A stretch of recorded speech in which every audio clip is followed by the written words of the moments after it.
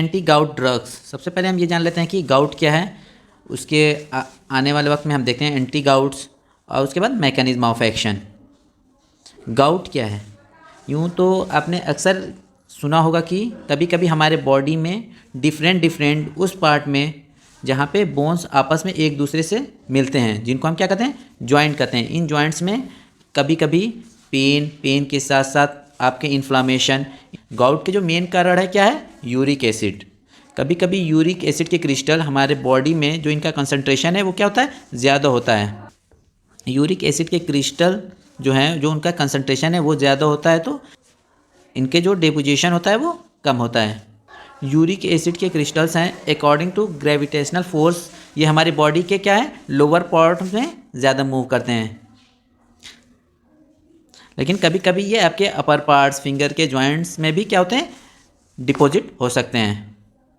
सबसे पहले मैं क्या करता हूँ, आपको गाउट का एक स्ट्रक्चर दिखाता हूँ।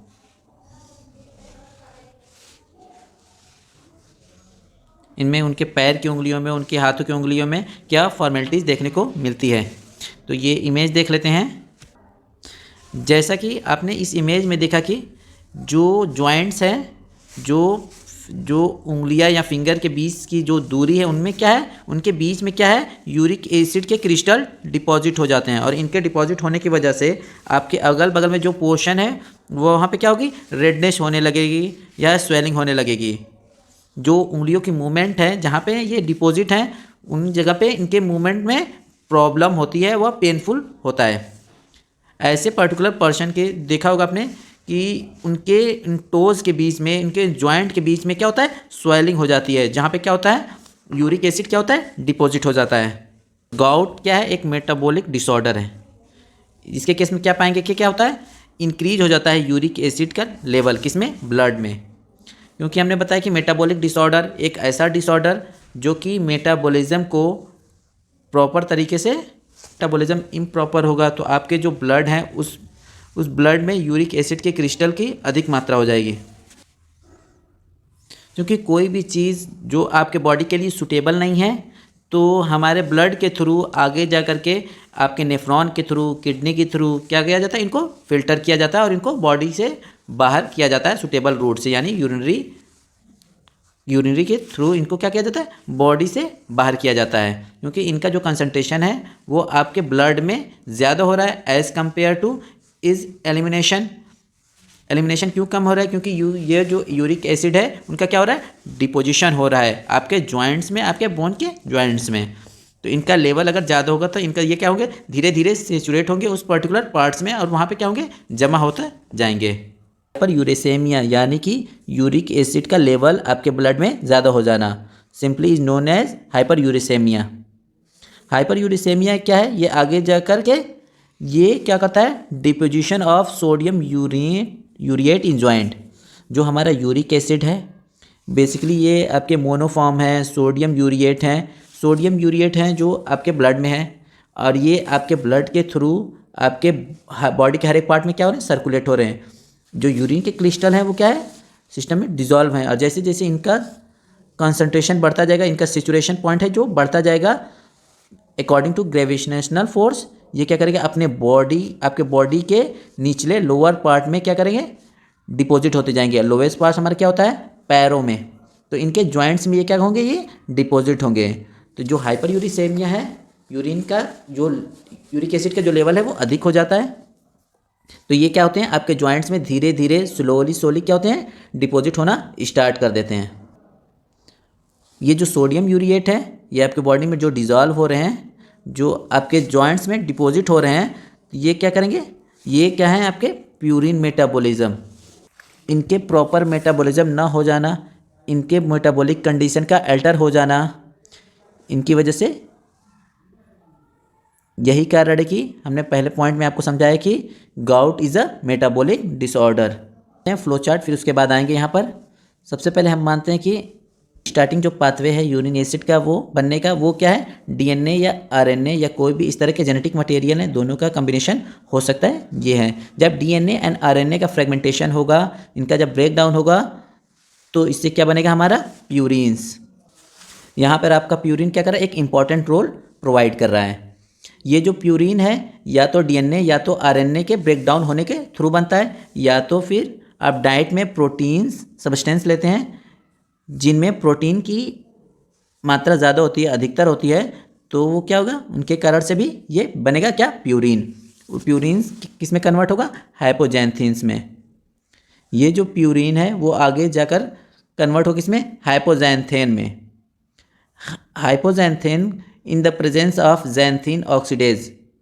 यहाँ पे आप देख रहे हैं जैंथीन ऑक्सीडेज, ये जो लास्ट वर्ड है इसमें एज, ये क्या है, एक एंजाइम्स है। तो ये क्या करेगा, हाइपोजैंथीन्स को क्या करेगा, जैंथीन्स में कन्वर्ट कर देगा। इस हाइपोजैंथीन्स का जैंथीन्स में कन्वर्ट होने के पीछे जो रिस्पॉन्सिबिलिटीज़ है, जो इम्पोर्टेंट रोल है, वो हमारे जैंथीन ऑक्सीडेज एंजाइम्स का है। और ये जो जैंथीन बना हुआ है वो वापस से क्या हो, जैंथीन ऑक्सीडेज के प्रेजेंस में कन्वर्ट होगा किसमें, यूरिक एसिड में। ये क्या है, मेजर पॉइंट है, किस में कन्वर्ट कर रहा है, यूरिक एसिड में। ये जो यूरिक एसिड है वो आगे पहुंचेंगे, और ये आप यहाँ पे देख सकते होंगे कि ये हमने बनाया क्या, न्यूट्रोफिल। तो न्यूट्रोफिल ग्रेनुलोसाइट्स के एग्जाम्पल है जो आपके बॉडी के बॉडीगार्ड माने गए हैं। ये क्या करते हैं, फैगोसाइटोसिस प्रोसेस को स्टार्ट करते हैं या इनिशिएट करने का काम करते हैं। तो ये जो यूरिक एसिड का क्रिस्टल्स है, ये यूरिक एसिड का जो क्रिस्टल्स है वो क्या करें, ग्रेविटेशनल फोर्स के कारण आपके डिफरेंट जॉइंट्स में क्या होगा, एक्यूमुलेट होगा। और जब कभी भी इस तरह के फॉरेन पार्टिकल्स आपके बॉडी में क्या होते हैं, एंटर करते हैं, तो हमारी बॉडी का जो डिफेंसिव मैकेनिज्म है वो क्या होता है, स्टार्ट हो जाता है। उसके स्टार्ट होने के कारण से जो हमारे न्यूट्रोफिल्स हैं वो आगे जाकर के क्या करते हैं, हाइड्रोलाइटिक एंजाइम्स को फैगोसाइटोसिस करेंगे। Phagocytosis of uric acid by neutrophils. जो न्यूट्रोफिलिक का फैगोसाइटोसिस हो रहा है, व्हाट इज फैगोसाइटोसिस। फैगोसाइटोसिस एक ऐसा प्रोसेस है जिसको हम अलग से सॉलिड पार्टिकल्स को ईट करता है, इंगल्फ करता है। तो अगर ये पार्टिकल्स सॉलिड की जगह पर लिक्विड होता तो वहाँ पे क्या होता, उसको हम कह सकते हैं पिनोसाइटोसिस। दोनों को अगर हम एक साथ बोलेंगे तो ये आपका क्या हो जाएगा, एंडोसाइटोसिस के अंदर रखे जाते हैं। ये जो हमारे न्यूट्रोफिल्स हैं वो फैगोसाइटोसिस करते हैं। इनके कारण से जो लाइसोसोमल एंजाइम्स है वो हाइड्रोलाइज करते हैं, और इनके बाद ये आगे जा कर के हाइड्रोलाइसिस होने की वजह से इनके जो हमारे ल्यूकोसाइट्स हैं या ल्यूकोट्रीन्स हैं वो क्या होते हैं, एक्टिवेट हो जाते हैं। कीमोटैक्सिस प्रोसेस स्टार्ट होता है, जैसे कि आपने NSAID के केस में देखा था। वैसे ही जैसे कि कीमोटैक्सिस स्टार्ट होता है, ये हमारे जो सेल हैं वो क्या होता है, डिस्ट्रॉय हो जाते हैं। Rupture of lysosomes, death of phagocytes and release of hydrolytic enzyme. इनकी डेथ होने की वजह से, इनके डिस्ट्रैक्ट होने की वजह से लाइसोसोमल एंजाइम क्या होते हैं, रिलीज होते हैं, जो आगे जाकर करके क्या करते हैं, प्रोसेस को स्टार्ट करते हैं सिंथेसिस होने के लिए।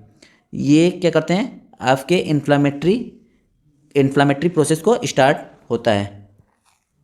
तो यहाँ पे क्या होता है, एक्यूट इन्फ्लामेशन होगा, जिसकी वजह से हम जिस भी जॉइंट्स में यूरिक एसिड डिपॉजिट हुए हैं वहाँ पे प्रोस्टाग्लैंडिन्स की सिंथेसिस की वजह से, और प्रोस्टाग्लैंडिन सिंथेसिस की वजह से जो हमारे इम्यूनिग्रेशन हुए हैं, जो आपके एक्स्ट्राफिकेशन हुए हैं, जो मार्जिनेशन हुआ है, वो पूरे का पूरा प्रोसेस यहाँ पे होंगे। इसलिए वहाँ पे क्या होगा, रेडनेस, हीट, पेन, स्वेलिंग, आपको इस तरह की चीज़ें देखने को मिलेंगे। ये हमारा क्या था, सिंपल सा बायोसिंथेसिस था, किसका, यूरिक एसिड क्रिस्टल्स का। इनके अगला जो प्रोसेस है वो क्या है, deposition of uric acid crystals. Uric acid है वो डिपॉजिट होगा आपके जॉइंट्स में, और जॉइंट में डिपॉजिट होने की वजह से इनका स्टार्टिंग होगा और क्या होगा, इन्फ्लामेशन का। अगला जो स्टेप है इनफिल्ट्रेशन। जो हमारे वेसल्स हैं जो मूवमेंट के लिए रेगुलेट करते हैं, इनके थ्रू हमारे जो ब्लड वेजल्स हैं, ग्रेनुलोसाइट्स हैं, ये मूव करेंगे क्या, एंडोथेलियल वॉल्स में। Infiltration of granulocytes. अगला स्टेप जो है, ग्रेनुलोसाइट्स क्या करते हैं, ये ग्रेनुलोसाइट्स जो है आगे जाकर क्या करेंगे, फैगोसाइटोसिस करेंगे यूरिक एसिड की। फैगोसाइटोसिस करने के कारण से ही इनका आगे जाकर के लाइसिस एंजाइम के थ्रू जो हमारे एंजाइम हैं इनके की वजह से आगे जाकर ये डिस्ट्रैक्शन होगा, फिर डिस्ट्रॉय होंगे। फिर क्या, दिस जनरेट ऑक्सीजन मेटाबोलाइट्स। ये क्या करता है, ऑक्सीजन मेटाबोलाइज जनरेट होना शुरू हो जाएंगे। ये जो जनरेशन ऑफ ऑक्सीजन मेटाबोलाइट्स है, ये कन्वर्ट करता है आपके टिश्यू को डैमेज टिश्यू में, यानी कि ऑक्सीडेशन प्रोसेस स्टार्ट होगा तो ये रिलीज करेगा किसको, लाइसोसोम्स को। This damage the tissue, release of lysosomes. This will increase production of lactate. ये जो हमारे लाइसोसोम्स जनरेट होंगे वो आगे जा करके क्या करेंगे, लैक्टेट के बनने के प्रोसेस को इंक्रीज करेंगे। लैक्टेट एक प्रकार से क्या है, बायो प्रोडक्ट है। In synovial tissue, in synovial tissue जो लैक्टेट हैं आपके साइनोवियल टिश्यू में क्या होगा, डिपॉजिट होना शुरू हो जाएंगे। This cause decrease in local pH. अगर पीएच वहाँ पर लोकल जगह पर डिक्रीज होता है तो इससे क्या होगा, यूरिक एसिड का डिपोजिशन बढ़ेगा। क्योंकि आप जानते हैं कि यूरिक एसिड जो है वाटर में इनसॉल्यूबल है, तो उसमें क्या होता है, वाटर का पीएच जो होता है वो कम होता है। जिस जगह पे पीएच कम होगा वहाँ पे यूरिक एसिड का डिपोजिशन है वो क्या होगा, ज़्यादा होगा। इन शॉर्ट कहा जा सकता है कि कम पीएच पे यूरिक एसिड का डिपोजिशन ज़्यादा होगा।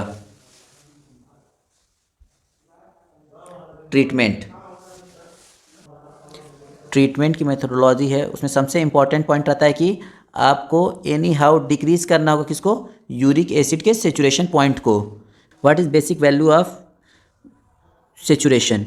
सेचुरेशन पॉइंट जो है वो क्या है, 2 to 6 mg/dl, ये इंपॉर्टेंट वैल्यू है। इससे ज़्यादा होगा तो आपकी यूरिक एसिड का डिपोजिशन होना स्टार्ट हो जाएगा। जो हमारी थेरेपी का जो स्ट्रेटजी है, इसके लेवल को इससे कम या इसके यहाँ तक रखा जाए। जो इसके ट्रीटमेंट के मैकेनिज्म ऑफ एक्शन है, उसका जो कौन सा तरीका हो सकता है, क्या हो सकता है जिसको हम फॉलो करें, जिससे हम यूरिक एसिड को बनने से कम कर सकते हैं। तो ये क्या होता है, इनफिल्टरिंग यूरिक एसिड सिंथेसिस। अगर यूरिक एसिड की इनफिल्ट्रेशन है डिपॉजिट होने के, उसी से हम इनको इंटरफेयर करें, इसको हमने इस एक वर्ड को स्किप किया था कि इंटरफेयर यूरिक एसिड सिंथेसिस, यानी कि यूरिक एसिड के बनने के प्रोसेस को, इनके सिंथेसिस को हम क्या करें, इंटरफेयर करें, अफेक्ट करें, तो यूरिक एसिड नहीं बनेगा। और जब यूरिक एसिड ही नहीं बनेगा तो आगे के पूरी बायोसिंथेसिस है, जो इनका इन्फ्लामेशन है, जो इनका डिपॉजिट है, ये क्या होंगे, स्टॉप हो जाएंगे। दूसरा पॉइंट क्या है कि इंक्रीज यूरिक एसिड एलिमिनेशन। अगर यूरिक एसिड के एलिमिनेशन को हम इंक्रीज कर दें या एलिमिनेट कर दें, जैसे कि हमने डायूरेटिक एंटी डायूरेटिक केस में देखा है, तो वहाँ पे भी ये यहाँ पे कैसे यूज़ कर सकते हैं, एज अ थेराप्यूटिक हम यूज़ कर सकते हैं। अगर हम यूरिक एसिड को यूरिन के थ्रू बाहर निकाल सकते हैं तो डेफिनेटली इनका जो कंसंट्रेशन है वो ब्लड में क्या होगा, कम हो जाएगा। जब इनका कंसंट्रेशन ब्लड में कम होगा तो इनका डिपोजिशन भी कम होगा। डिपोजिशन कम होगा तो इनके कारण से जो हमारे बॉडी में ल्यूकोसाइटोसिस सेल का एक्टिवेशन था, जो हमारे बॉडी का डिफेंसिव मैकेनिज्म थे, वो भी कम होंगे। और उनकी वजह से आगे जा कर के जो इन्फ्लामेशन स्टार्ट हो रहा था, पाथवे स्टार्ट हो रहा था, वो भी क्या होगा, कम होगा। सिंपल है, यूरिक एसिड को बॉडी से बाहर निकालिए। इनके जो पॉइंट हैं, इनके जो वैल्यू है, इनके जो पॉइंट हैं, उनको हम कम कर सकें। Decrease leucocyte entry to site. जो हमारे ल्यूकोसाइड्स हैं वो इनफिल्ट्रेशन होते हैं उस साइट पे जहाँ पे कि आप यूरिक एसिड डिपॉजिट हुए हैं। अगला जो स्टेप्स है, यूज़ ऑफ NSAID।